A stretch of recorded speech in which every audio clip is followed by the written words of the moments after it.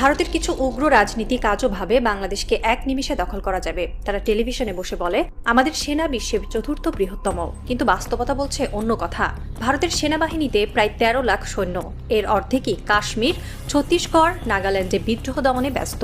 পাকিস্তান সীমান্তে ৫ লাখ, চীন সীমান্তে ৩ লাখ, অর্থাৎ বাংলাদেশের বিরুদ্ধে ব্যবহারযোগ্য বাহিনী সর্বোচ্চ ২ লাখ। অন্যদিকে বাংলাদেশ সেনাবাহিনী, বিজিবি, আনসার পুলিশ সব মিলিয়ে প্রায় ১৬টি পদাতিক ডিভিশন। জনগণের প্রতিরোধ ক্ষমতা, মাটি আর ভূপ্রকৃতি সব মিলিয়ে এখানে যুদ্ধ মানে আত্মহত্যা। একজন ভারতীয় প্রতিরক্ষা বিশ্লেষক নিজের নিবন্ধে লিখেছিলেন, বাংলাদেশ দখল মানে ভারতের জন্য দ্বিতীয় ভিয়েতনাম। যদি ভারত কখনো বাংলাদেশের দিকে গুলি ছোড়ে, তখন শুধু এক ফ্রন্টে যুদ্ধ হবে না। উত্তরে চীন, পশ্চিমে পাকিস্তান, দক্ষিণ পূর্বে বাংলাদেশ, ৩ দিকে জ্বলবে যুদ্ধের আগুন। সবচেয়ে ভয়াবহ হলো শিলিগুড়ি করিডর, যেটিকে বলা হয় ভারতের জরায়ু। মাত্র ২২ কিলোমিটার প্রশস্ত এই করিডর যদি বিচ্ছিন্ন হয়, তবে ভারত ভেঙে যাবে ২ ভাগে। বাংলাদেশ ও চীন ২ প্রান্তে বসে আছে সেই করিডরের পাশে। একটি মাত্র মিসাইল, একটি ড্রোন স্ট্রাইক, আর ভারতের উত্তর পূর্ব রাজ্যগুলো বিচ্ছিন্ন হয়ে যাবে মূল ভূখণ্ড থেকে। ভারতীয় জেনারেলরাই বলেন, চিকেন নেক হারানো মানে ভারতের মানচিত্র শেষ। আর যদি মণিপুর, নাগাল্যান্ড, আসামের স্বাধীনতাপন্থীরা এই সুযোগে বিদ্রোহ করে, তাহলে ভারতের ভেতরেই শুরু হবে পতনের শৃঙ্খল। বাংলাদেশ এখন আর দুর্বল নয়। ফোর্স গোল ২০৩০ প্রকল্পে সেনাবাহিনী পেয়েছে আধুনিক tank, air defence rocket system, চীনের VT-5 tank, WS-22 rocket launcher, তুরস্কের বাইরাক্তার TB-2 ড্রোন এবং শীঘ্রই আসতে চলছে নতুন ব্যালিস্টিক মিসাইল সিস্টেম। বিমান বাহিনীও বদলে যাচ্ছে। চীন ও পাকিস্তানের সঙ্গে JF-17 ব্লক 3 প্রকল্পে দ্রুত এগোচ্ছে। আরও আলোচনায় আছে J-10C যুদ্ধবিমান, যা ভারতের সুখোই ও মিরাজের সমান প্রতিদ্বন্দ্বী।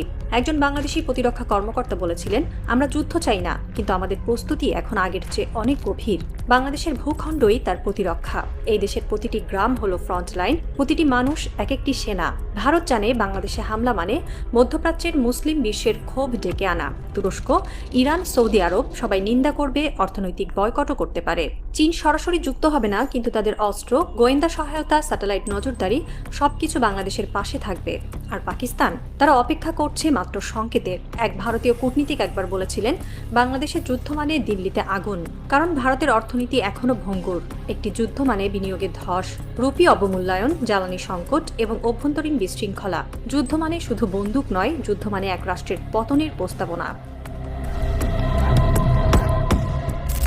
ভারতের কিছু সমর বিশারদ ইউক্রেন রাশিয়া মডেলের তুলনা টানেন, কিন্তু তারা ভুলে যান রাশিয়া ছিল সুপার পাওয়ার, তবু তারা একক ফ্রন্টেই যুদ্ধেই কাঁপছে। ভারত যদি ৩ ফ্রন্টে নামে, চীন, পাকিস্তান, বাংলাদেশ, তবে সেটি হবে ইতিহাসের সবচেয়ে বড় আত্মঘাতী সিদ্ধান্ত। এক ভারতীয় সামরিক বিশ্লেষক সম্প্রতি বলেছিলেন, বাংলাদেশের সঙ্গে যুদ্ধ মানে ভারতের ভেতরেই ভারতের পতন। এটা কেবল ভূ রাজনীতির কথা নয়, এটা ইতিহাসের চক্রের কথা। ১৯৭১ সালে একবার যারা ভুল করেছিল, তারা এখন আবার সেই ভুলের দিকেই হাঁটছে। ঢাকা শহর ঘুমিয়ে আছে, কিন্তু এক পুরনো ভবনের ভেতর আলো জ্বলছে। ৪ জন মানুষ বসে আছেন একটি বড় টেবিল ঘিরে। দেয়ালে ঝোলানো মানচিত্রে ৩টি লাল দাগ, শিলিগুড়ি, মণিপুর, ঢাকা।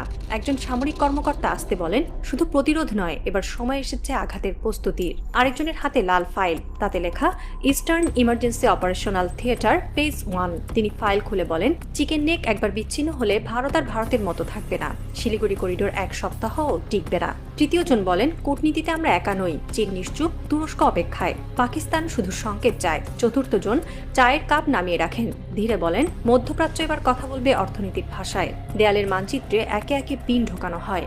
সিলেট, কক্সবাজার, তেঁতুলিয়া, বুমলা, গ্যাংটক, লাদাখ, প্রতিটি পিন এক একটি সম্ভাব্য আগুন। বাইরে বাজ পড়ে, এক মুহূর্তের জন্য বিদ্যুৎ চমকে ওঠে ঘরটিতে, আর সেই আলোয় মানচিত্রের উপর লাল রেখাগুলো রক্তের মতো জ্বলে ওঠে। একজন কাপা গলায় বলেন, এই যুদ্ধ কেবল আগ্রাসন ঠেকানোর নয়, এটা হবে মানচিত্র বদলের যুদ্ধ।